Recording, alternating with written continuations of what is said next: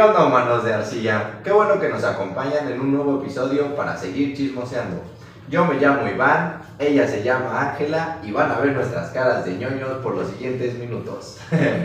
Hoy vamos a hablar un poco sobre la lengua náhuatl.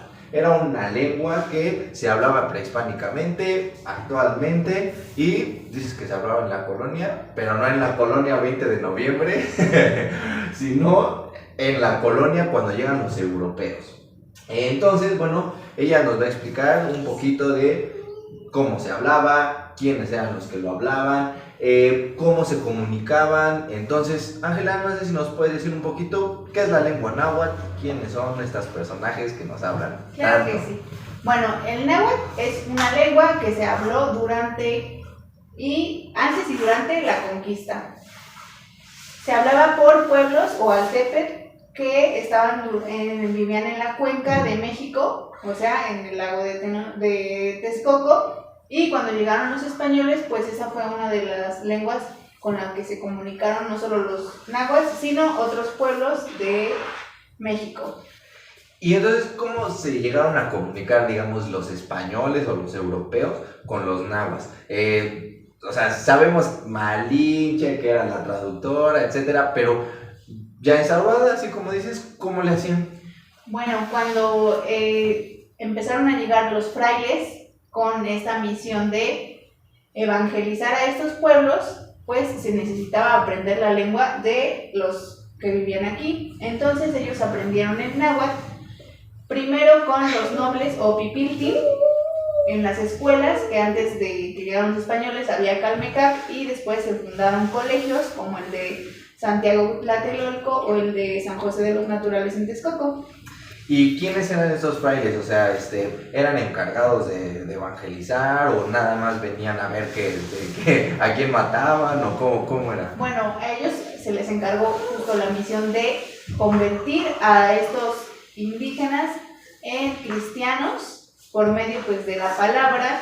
Entonces tuvieron que aprender la lengua, hicieron vocabularios, escribieron historias de cómo eran, de cuáles eran sus dioses, justo con la idea de erradicar estas ideas e idolatrías.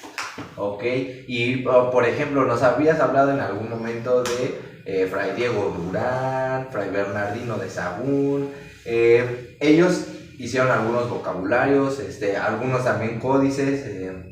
¿Cómo hicieron para que cambiara la forma de hablar o de comportarse lingüísticamente los náhuatl, ya que estaban pues ellos enseñando? Bueno, como sabrás, pues los náhuatl tenían un propio sistema de escritura que se dejó de usar, o entre comillas dejar de usar, porque todavía encontramos registros, pero los españoles tuvieron que adaptar el alfabeto que ellos usaban del español a los sonidos del náhuatl.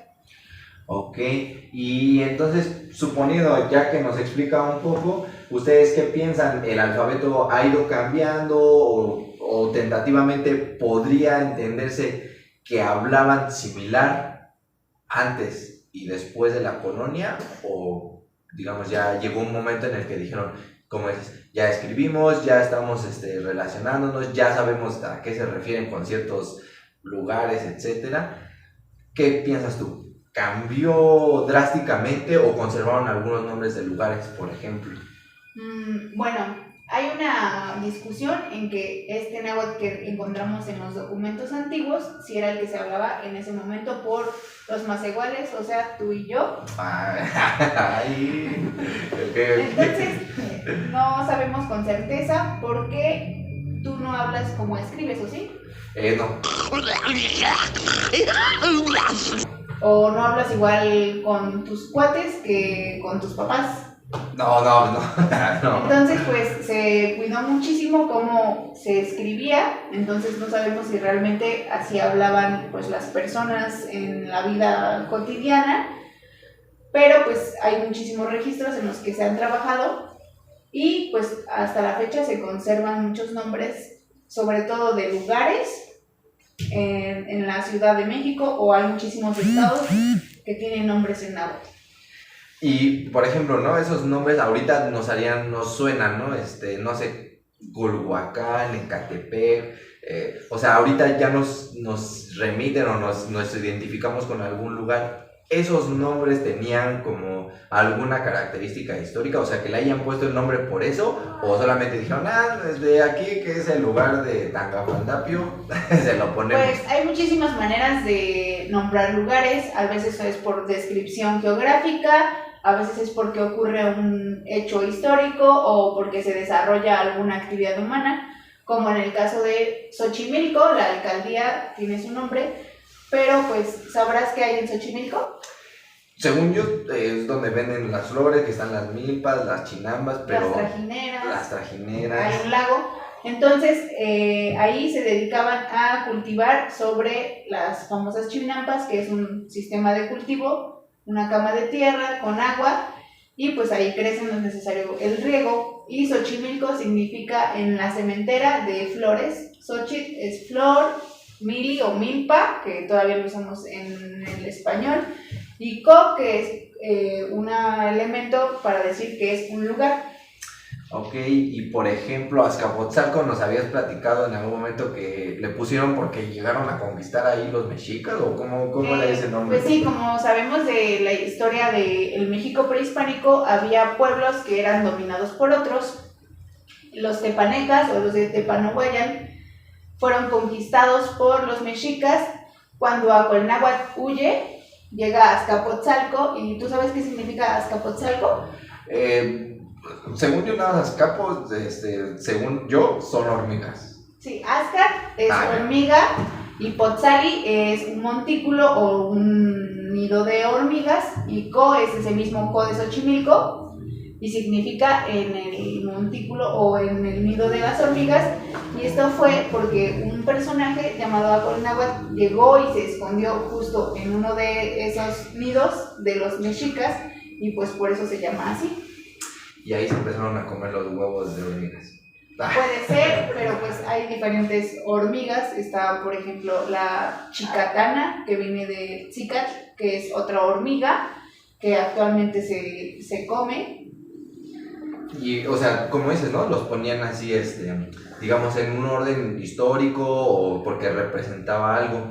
Entonces, digamos, prehispánicamente, no sé, actualmente también, a ver si nos puedes explicar un poquito, ¿se habla el mismo náhuatl, se hablaba el mismo náhuatl?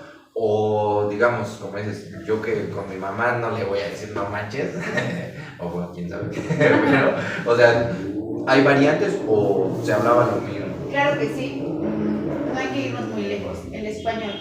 ¿Tú hablas igual que alguien que vive en la costa? No. ¿O alguien que vive en el norte? No, no, tampoco. Podríamos decir que es el mismo español, pero tiene ciertas variantes, pues en el náhuatl funciona de la misma manera. Hay diferentes grupos que se localizan en distintos pueblos que hablan de maneras diferentes.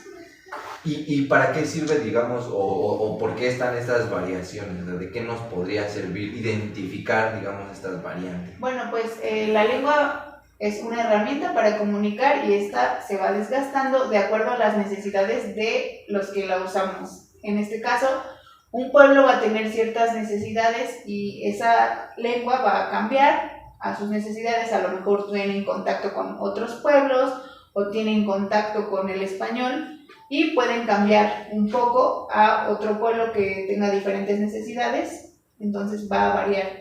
Podremos decir que el náhuatl que se habla en la Sierra de Puebla no es el mismo que se habla en la Sierra de Guerrero. Entonces quizá ellos no se entiendan, o quizá sí. Habría que preguntarles a ellos, ¿no?